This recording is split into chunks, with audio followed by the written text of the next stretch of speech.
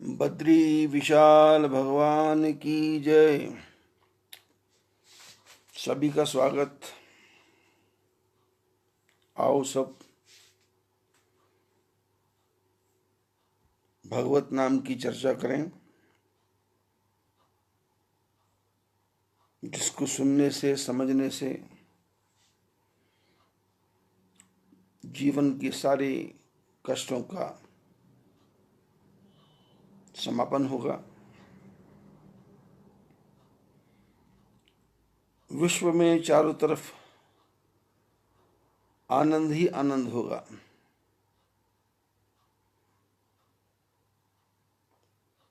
राम कहने का मजा जिसकी जुबां पर आ गया, मुक्त जीवन हो गया, चारों पदार्थ पा गया।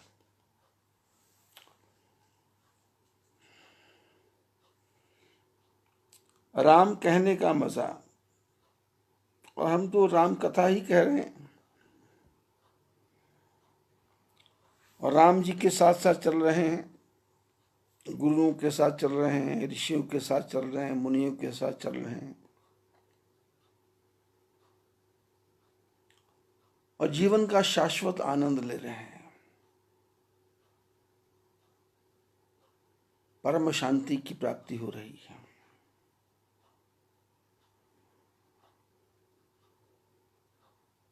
हालत ये हो गई कि उठते बैठते सोते जागते चलते फिरते लेटते बस एक ही ध्यान है, राम राम राम और राम।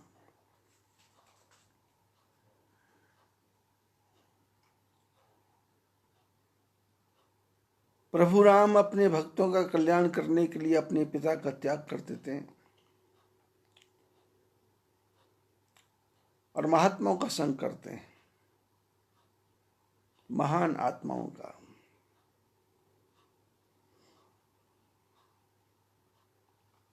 ये सारा धरती, ये आकाश बिना खंभों का, इतना बड़ा मकान, ये जिनके बल पे टिका है, उन लोगों का नाम है महापुरुष।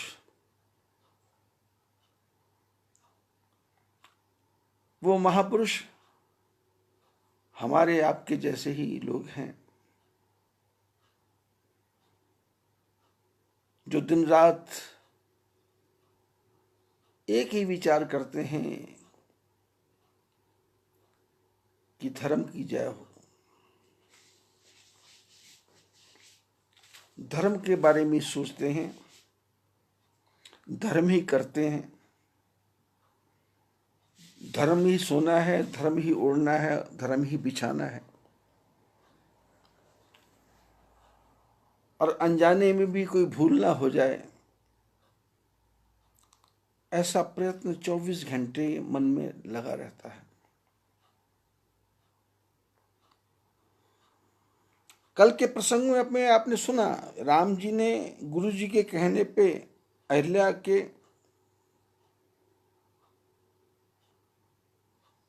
मूर्ति को पैर से छू दिया।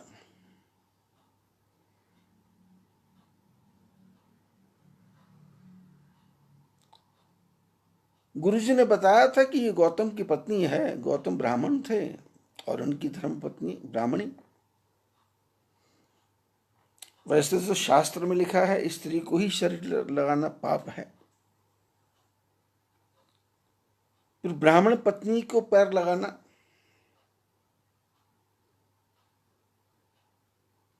एक बार तो हुआ राम जी के मन में कि मैं प्रणाम करूं, पर गुरुदेव ने कहा गौतम नारी श्राप बस, इस श्राप के बस में है। शास्त्रों में गौतम स्त्री को कहा गया बुद्धि।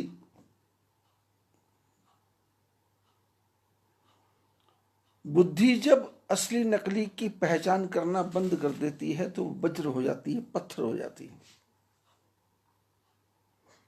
बुद्धि में जब जानने की शक्ति, पहचानने की शक्ति, विवेक की शक्ति चली जाए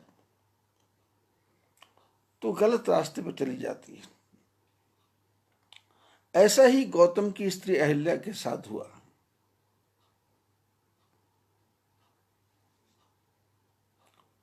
तो पहले ही बुद्धि पत्थर जैसी हो गई थी, तो ऊपर से ऋषि का श्राप। तो गुरुदेव ने इशारा किया कि तुम प्रणाम करोगे तो शायद इसके मन में अहंकार न पैदा हो जाए कि मेरे को भगवान प्रणाम करते हैं। इसको चरण लगाओ, चरण की धूली दे दो।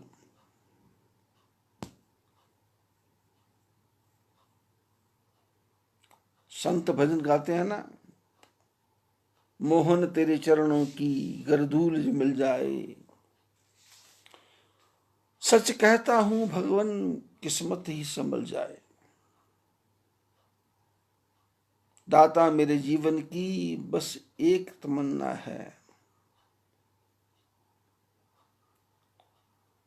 तुम सामने हो मेरे, जीवन ही बदल जाए। प्रभु की कृपा हो। राम जी ने गौतम की पत्नी का उद्धार तो किया, लेकिन मन में गलानी आई, तो इसके लिए गंगा के किनारे गए, वहां पर जाकर के प्रायश्चित किया कि मैंने किसी स्त्री को पैर लगाया। वैसे आप लोग महाराष्ट्र की साइड में जाएं तो वहां किसी आदमी को आपका पैर लग जाए तो जिसका पैर लगता है वो उसको प्रणाम करता है, क्षमा मांगता है और मन में कहता है कि भाई मेरे से भूल हो गई, क्षमा करना। और जो सामने वाला है वो भी हाथ जोड़ता है कि नहीं कोई बात नहीं, गलती से हो गया, मैंने कोई बुरा नहीं माना। अब गंगा नदी के किनारे पे गए तो गुरुदेव गंगा की कथा सुना रहे हैं। तो कल हमारी चर्चा चल रही थी सगर के 60,000 पुत्र और सगर के मन में अश्वमेध यज्ञ करने की कामना, विश्व विजय कैसे कर लूं, सारे संसार को बस में कैसे कर लूं।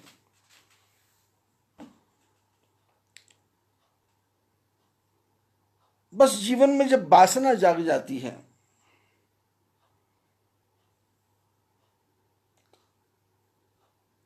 शास्त्रों ने कहा कामना छोड़ो,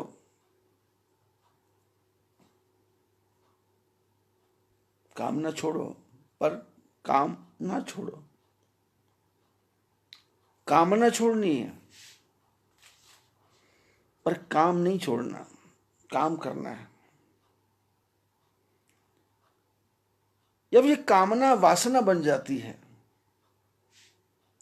तो फिर ये इंद्र बन जाता है जिसकी हजार हजार आंखें हो जाती हैं।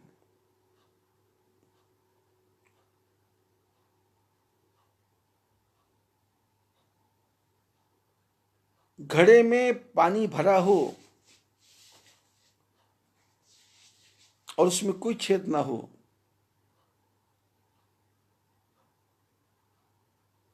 तो पानी घड़े में टिका रहता है, पर घड़े में यदि एक भी छेद हो जाए तो पानी कहां टिकेगा। गौतम ऋषि ने इंद्र को श्राप दिया कि तुम स्त्री की एक छेद के पीछे पागल हो गए, तुम्हारे शरीर में ऐसे ही 1000 छेद हो जाएं।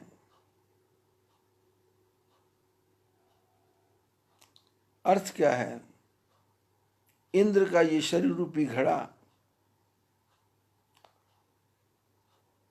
पुण्य रूपी अमृत से भरा हुआ था, जिसके कारण ये इंद्र की गद्दी पे बैठा था।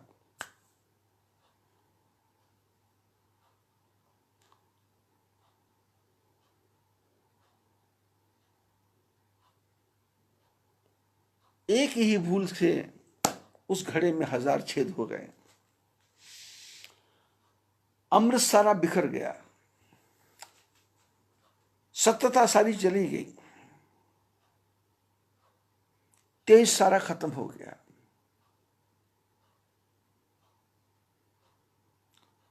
करोड़ों फूल भी कम है गला अपना सजाने को, एक ही भूल काफी है जिंदगी भर रुलाने को। जीवन में करोड़ों करोड़ों फूल हो, लेकिन यदि जीवन में कोई ऐसी भूल हो जाए तो फिर जीवन भर वो पश्चाताप की अग्नि में आदमी जलता रहता है। ऐसी गलतियां, ऐसी कमियां हमारे जीवन में कभी ना कभी हुई हैं और होती रहती हैं, लेकिन यदि संतों का संग साथ रहे तो महापुरुष उसको सावधान करते हैं, उसको ठीक रास्ता दिखाते हैं।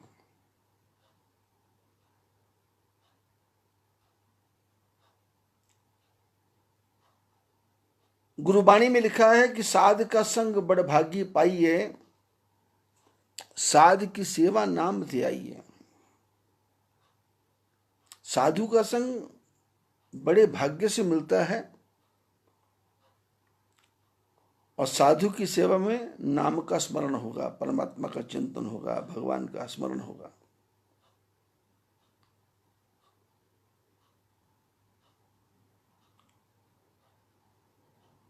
राम जी गंगा नदी के किनारे पे पहुंचे, विश्वामित्र जी कथा सुना रहे हैं कि बेटे ये गंगा क्या है। हालांकि ये राम ही स्वयं नारायण थे, ये राम ही स्वयं वामन भगवान थे, ये नारायण ही स्वयं राम ही विष्णु भगवान थे, सब जानते हैं। पर गुरुदेव कथा सुना रहे हैं तो राम जी बड़े ध्यान से सुनते हैं। और कथा ऐसी विचित्र है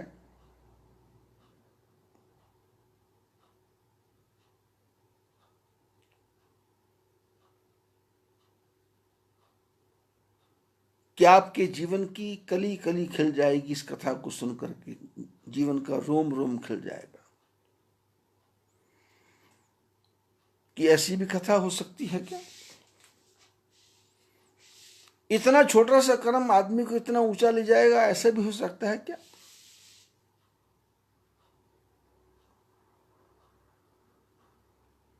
विष्णु पुराण में कथा है, ब्राह्मण परिवार था, माता पिता ब्राह्मण, घर में एक पुत्र पैदा हुआ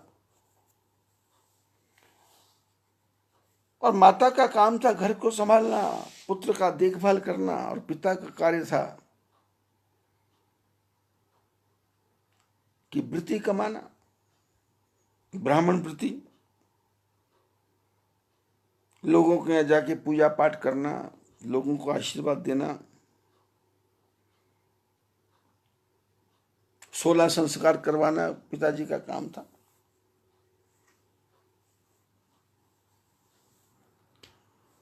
घर में दान का पैसा आने लगा। शास्त्र कहते हैं कि यदि आप पैसे वाले हैं तो दान करो, लेकिन यदि आप दान लेते हो तो आप भी दान करो। लेकिन होता क्या है, ब्राह्मण दान नहीं करता। ब्राह्मण सोचता है मेरा अधिकार है दान लेने का। नहीं नहीं, ब्राह्मण भी दान करे। ब्राह्मण के दान करने की कई तरीके हैं। विद्या का दान कर सकता है, आशीर्वाद का दान कर सकता है, सहानुभूति का दान कर सकता है, विश्वास का दान कर सकता है, प्रेरणा का दान कर सकता है, बुद्धि के विकास में सहायक होने का दान कर सकता है, शास्त्रों की सुंदर सुंदर कथाएं सुना करके इन बातों का दान कर सकता है। धन का दान करे तो बहुत अच्छा है, लेकिन धन का दान ब्राह्मण से होता नहीं। ये मेरे जीवन का अनुभव है।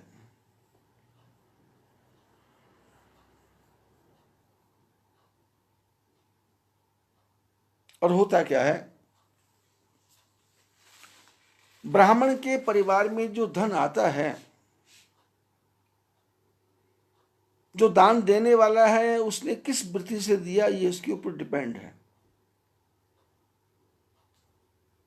कोई दान इसलिए कर रहा है कि उसके पिताजी बहुत सीरियस हैं, सख्त बीमार हैं, वो ठीक हो जाएं और उसका पाप दान के रास्ते ब्राह्मण के घर आ जाए। कोई दान इसलिए कर रहा है कि परिवार में संकट बहुत हैं, किसी बहाने मैं ब्राह्मण से पूजा करवा लूं, पाठ करवा लूं, महामृत्युंजय का जप, गायत्री का जप,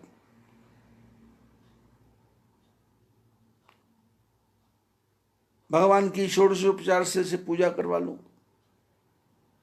तो उसके लिए वो अनेक प्रकार से किसी न किसी बहाने वो देता रहता है। लेकिन हमारे महापुरुषों ने चर्चा की कि धन के दान के धन को खाना नहीं चाहिए। जैसे मैंने देखा कई जगह भंडारे वगैरह होते हैं शहरों में,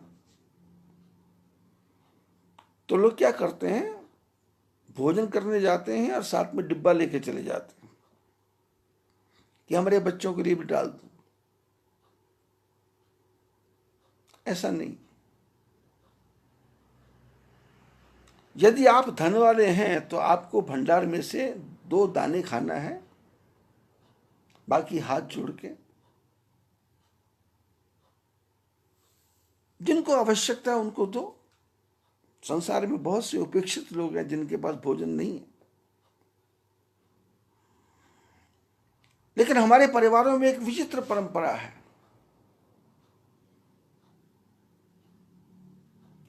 हमारे सारे सनातन धर्म में ये बुराई फैल गई है। बुराई थी नहीं, बुराई बन गई।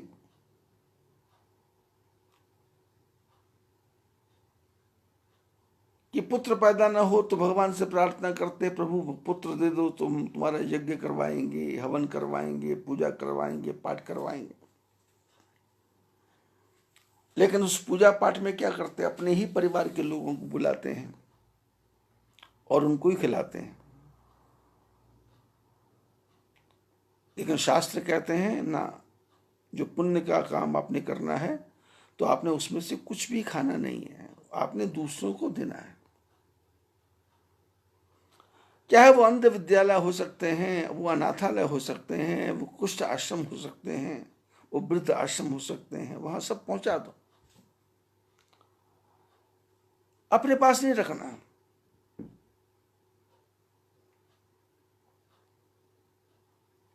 मेरे जीवन की सैकड़ों घटनाएं हो चुकी हैं। जो लोग मेरे को दान देते हैं उसके पीछे ऐसी भावना छुपी रहती है कि भाई कैंसर का रोगी ठीक हो जाए, अस्थमा का रोगी ठीक हो जाए, टीबी का रोगी ठीक हो जाए। तो मैं क्या करता हूं, मेरे पास जो धन आता है तो मैं उसको साधु सेवा में लगा देता हूं। उसमें से मैं एक भी कण लेता नहीं।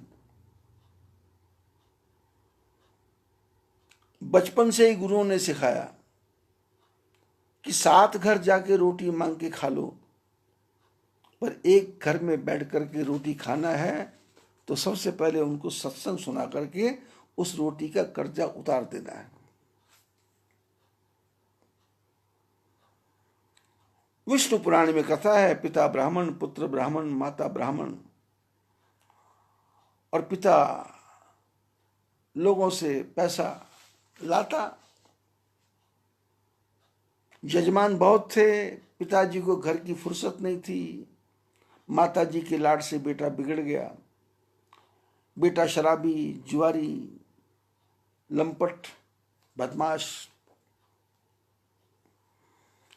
संसार के सारे कुकर्म करने लग गया, संसार के सारे कुकर्म। और मां ममता में कुछ नहीं बोलती। पिताजी दान का पैसा लाते, मां को देते और बेटा उड़ाता।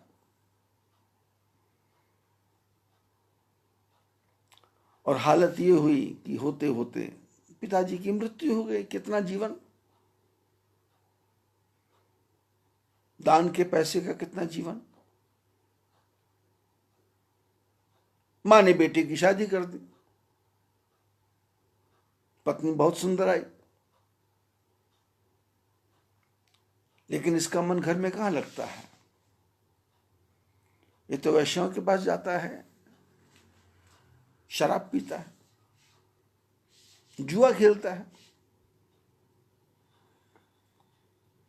अब पिताजी जो कमाने वाले थे चले गए, माताजी का स्वर्गवास हो गया, घर में धर्म पत्नी अकेली रहेगी। समय आने पे उसका भी देहावसान हो गया। अब कौन रोकने वाला है। इसने तो घर को दोनों हाथों से लुटाना शुरू कर दिया। जिन वैश्यों के पास जाता था ये, उन वैश्याओं को पता लग गया अब इसके पास कुछ भी बचा नहीं है, इसलिए इससे पिंड छुड़ाओ, इससे जान छुड़वाओ। एक दिन वैश्याओं ने बैठ के अपने आपस में योजना बनाई और कहा कि देखो, आप हमारे में से किसको ज्यादा प्रेम करते हो। इस ब्राह्मण बालक ने जो सबसे छोटी लड़की थी उसकी तरफ इशारा किया कि मैं इससे ज्यादा प्यार करता हूं। तो उन्होंने योजना थी, उन्होंने कहा देखो इसका कल को जन्मदिन है, यदि आप इसको अच्छे से अच्छा उपहार लाके देंगे तो कल से आपकी हो जाएगी। ऐसा पुराने में कथा है। ये तो खुशी के मारे पागल हो गया। इसने पूछा इसको घर ले जा सकता हूं, बोले ले जाना। अपने पास रख लूं, बोले रखो।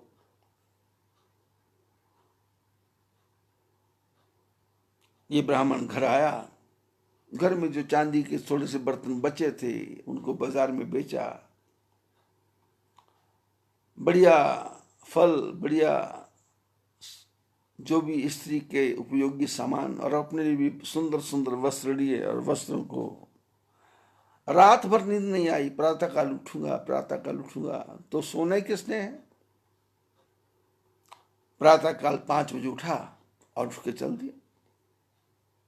स्नान करने के बाद पूरे शरीर में सुगंधी लगा ली, धोती बांध ली, ऊपर से सुंदर कुर्ता पहन लिया, हाथ में एक बड़ी टोकरी सजा के हाथ में टांग के ले जा रहा है। ये ब्राह्मण बालक जिस मोहल्ले में, जिस गली में रहता था, उस गली मोहल्ले में लक्ष्मी नारायण जी का मंदिर था।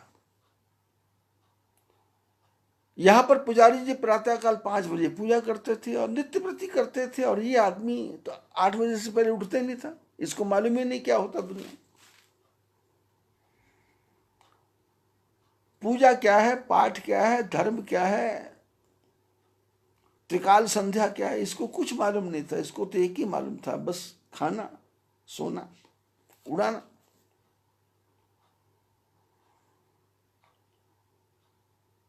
मंदिर पड़ोस में था। प्रातःकाल 5 बजे पहली बार उठा था, 4 बजे, 5 बजे स्नान करके घर से बाहर निकला। रात को खूब जोर की बरसात हुई थी, हाथ में टोकरी थी, और मंदिर के अंदर पुजारी जी पूजा करने के बाद में धर्मोपदेश कर रहे थे। सैकड़ों की संख्या में लोग बैठे थे। पंडित जी जोर जोर से बोलते थे कि मनुष्य का जन्म पाया है, इस जन्म को परमात्मा के चरणों में अर्पण करो। और अर्पण करने की क्या विधि है। वस्त्र पहनो तो पहले भगवान वस्त्र के सामने रखो, फल खाओ तो फल पहले भगवान के सामने रखो, भोजन करो तो भोजन पहले भगवान के सामने रखो, और दोनों हाथ जोड़ करके भगवान के चरणों में प्रार्थना करो। त्वदीय वस्तु गोविंदम तुभ्यमेव समर्पित, तेरा तुझको अर्पण क्या लागे मेरा। हाथ में टोकरी है, कान में मंदिर के शब्द पढ़ रहे हैं, और इसको बड़ा क्रोध आ रहा है कि ये क्या भगवान भगवान चिल्ला रहा पंडित।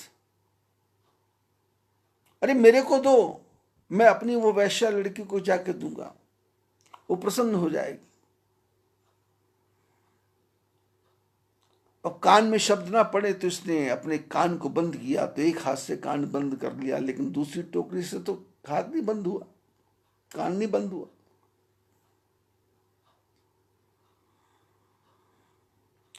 पैर पटकते पटकते जा रहा है, क्रोध में जा रहा है, और जो अंदर मंदिर के शब्द हैं, त्वदीय वस्तु गोविंदम तुभ्यमेव समर्पयेत्, ऐसा क्यों बोलना? त्वदीय वस्तु गोविंदम तुभ्यमेव समर्पयेत्, ऐसा क्यों कहना? ऐसा भुनभुनाता जा रहा, ऐसा। कभी कभी आदमी को जब क्रोध आता है तो अकेले में बड़बड़ाता जाता है, ये भी चलते चलते। भगवान को क्या देना है, मेरे को दो। ऐसा बोलते बोलते जा रहा था तो आगे एक पत्थर से उसका पैर लगा और इसका पैर स्लिप हुआ, फिसला। टोकरी को संभालते संभालते ये ऐसे गिरा कि इसका सिर घूम करके उस पत्थर पर जाके लगा, और पत्थर पर सिर लगते ही मुंह से शब्द निकला, त्वदीय वस्तु गोविंदम तुभ्यमेव समर्पयेत्। वहीं पर प्राणों का अंत हो गया। टोकरी कहीं पड़ी है, शरीर कहीं पड़ा है, और प्राण चित्रगुप्त के पास चले गए। धर्मराज चित्रगुप्त के पास ले गए। विश्वामित्र जी कथा सुना रहे हैं।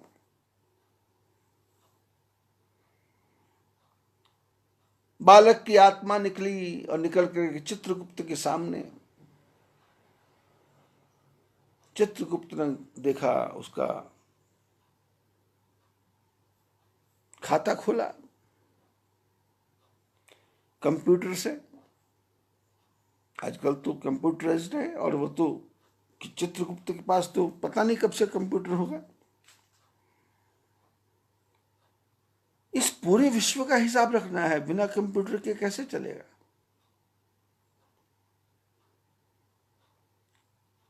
इसके जीवन की डिस्क निकाली और डाली, और डालते ही कंप्यूटर में से फीडबैक आ गया सामने लैपटॉप पे। पाप पाप पाप ही पाप। पहला पन्ना पूरा काला, लाखों जन्मों तक नरक,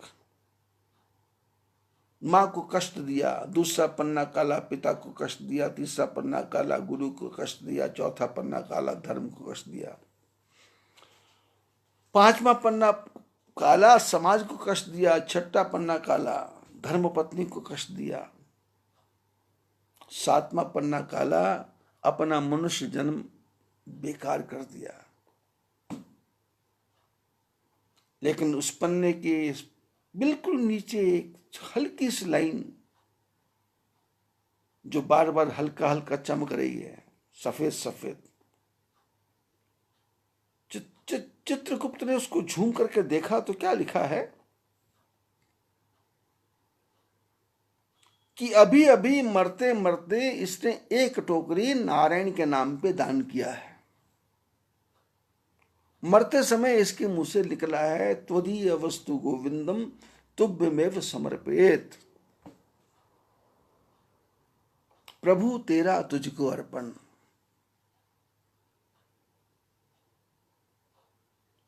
चित्रगुप्त कभी उस लाइन को देखते हैं, कभी उस बालक को देखते हैं, कभी उसके पुराने पन्नों को देखते हैं, फिर बालक को देखते हैं, फिर उस लाइन को देखते हैं। और जो चित्रगुप्त के साथ लोग बैठे हैं वो सब देख रहे हैं कि चित्रगुप्त तो जो भी आता है उसका एकदम फाइनल 1 2 3 बता देते हैं कि ये है, ये है, ये है, तो ले जाओ। लेकिन ये चित्रगुप्त क्या सोच रहे हैं? चित्रगुप्त ने पूछ लिया, बेटे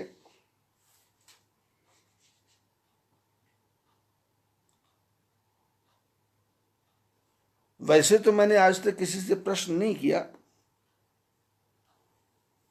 लेकिन तेरे कर्मों को देख करके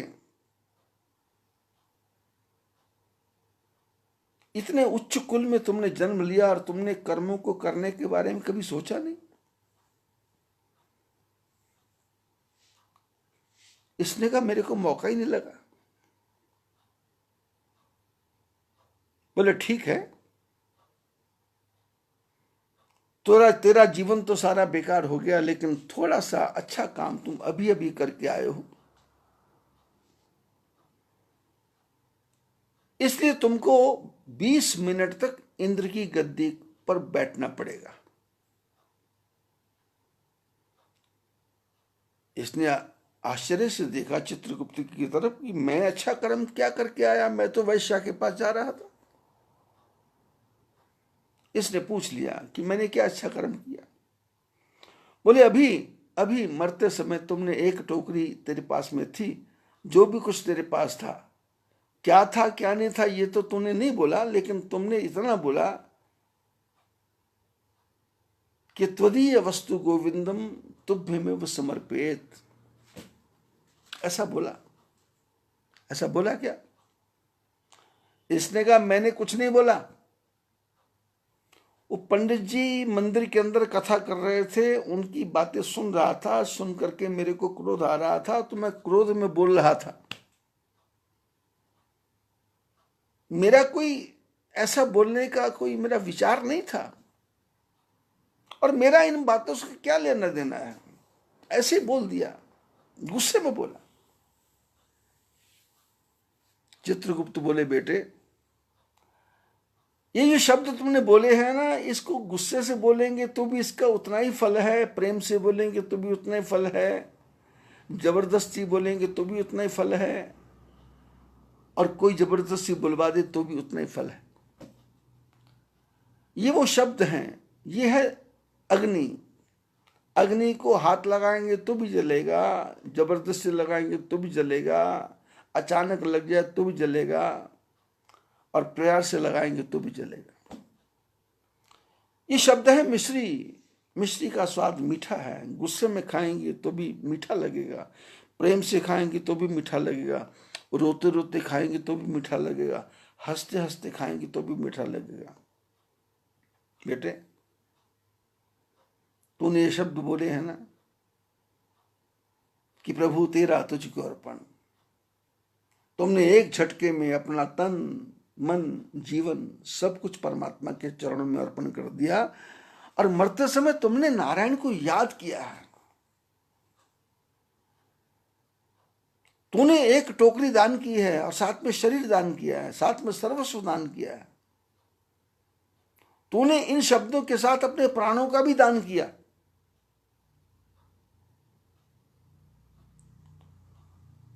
वैसे मेरे शास्त्रों के हिसाब से पाप का फल पाप है, पुण्य का फल पुण्य है।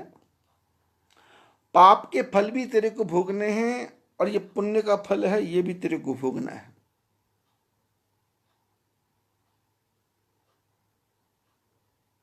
अब तेरी इच्छा क्या है? पहले तो तेरे जीवन में 50 लाख वर्ष तक गंदी नाली का कीड़ा बनना लिखा है, और दूसरा फल है 20 मिनट के लिए इंद्र की गद्दी पर बैठने का फल तेरे लिए लिखा है। अब तू क्या करना चाहता है? अब ब्राह्मण कुल में पैदा हुआ था, ब्राह्मण बुद्धि तो थी, डीएनए में तो था, जीन में तो था ब्राह्मणत्व, तो बुद्धि ने काम कर दिया। इसने कहा तो फिर ऐसा करो, पहले मैं इंद्र की गद्दी पे बैठ जाता हूं, और बाद में तो नरक में जाना ही है, देख लेंगे। चित्रगुप्त ने इशारा किया, ले जाओ।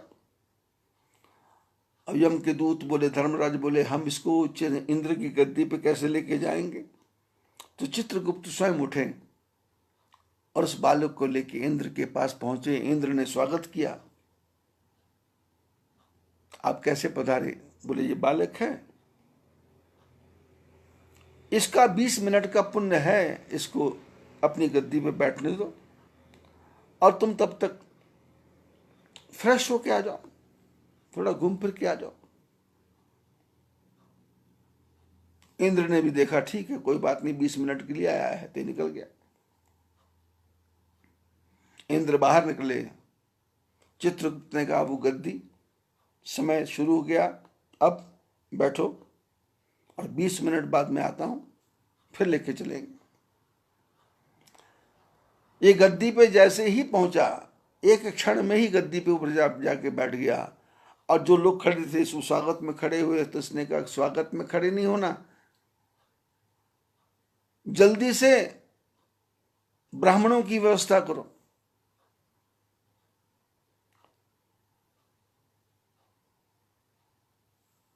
अब इंद्र के जो लोग थे उन्होंने सोचा कि भाई शायद ये कोई वीडियो बनवा रहा होगा, गद्दी पे बैठा है, तो ये चाहता होगा कि बस यहाँ से मैं अपने फोटोज लेके जाऊंगा तो बताऊंगा कि मैंने ये किया, मैंने वो किया, मैंने वैसा किया, मेरे साथ ऐसे लोगों ने फोटो खिंचवाई।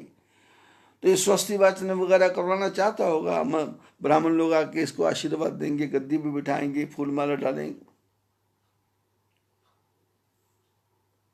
तो वहां तो स्वर्ग है। स्मरण करते ही ब्राह्मणों की भीड़। अब ब्राह्मण आए तो ब्राह्मणों ने कुछ मंत्र बोलना चाहिए, इसने कहा मंत्र नहीं, मेरे से मांगो क्या चाहिए। अब इंद्र की गद्दी पे आज तक किसी ने कभी कुछ दिया ही नहीं था। इंद्र दे,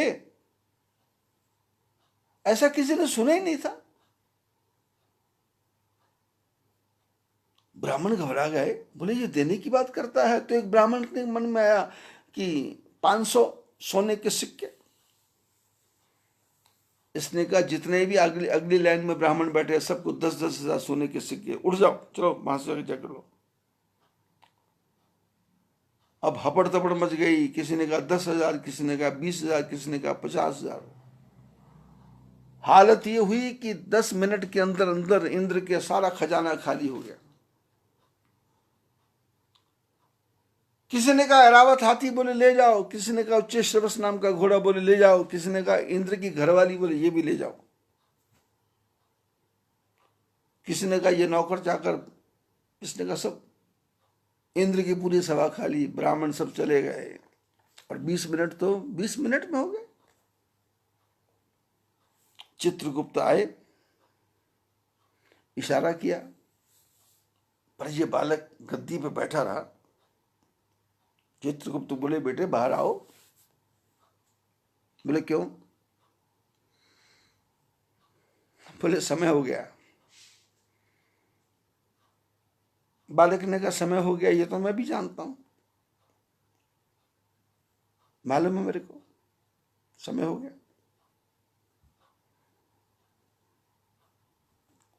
लेकिन मैं क्या करूं?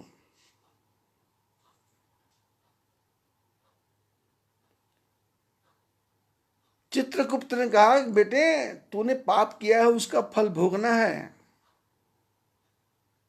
पाप का दंड भोगना है।